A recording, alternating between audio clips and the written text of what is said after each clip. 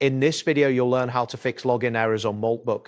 This guide will take you through a series of steps to ensure you can access your account without any issues. Begin by opening your preferred web browser. In the address bar, type in wa.google.com and press the Enter key.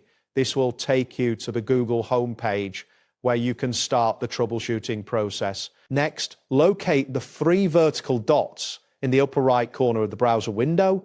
Click on these dots to open a drop-down menu, which provides various options for your browser settings. Afterwards, select the option labeled Privacy and Security from the menu. This section allows you to manage your browsing data and settings related to security and privacy. Once in the Privacy and Security section, look for the option that says Clear Browsing Data and click on it. This will open a new dialog box where you can choose what data to delete. In the dialog box, make sure you select the checkbox for cached images and files.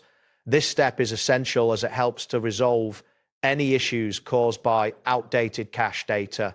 Then, click on the button that says Clear Data to proceed. After completing the data clearing process, navigate back to your browser and type in the Moltbook URL in the address bar. Press Enter to visit the Moltbook website. Once the Moltbook page loads, look for the profile icon or button, usually located at the top right corner of the page. Click on it to start the login process. Next, you will need to type in your email address in the provided field.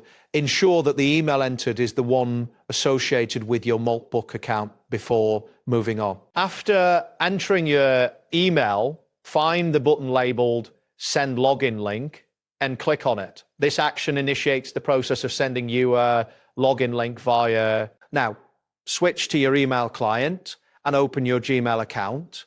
Look for the email from Moltbook that contains the login link. Once you find the email, open it and locate the button or link that says Login. Clicking this link will direct you back to the Moltbook platform, allowing you to access your account. That wraps up today's guide. Thanks for watching and catch you in the next tutorial.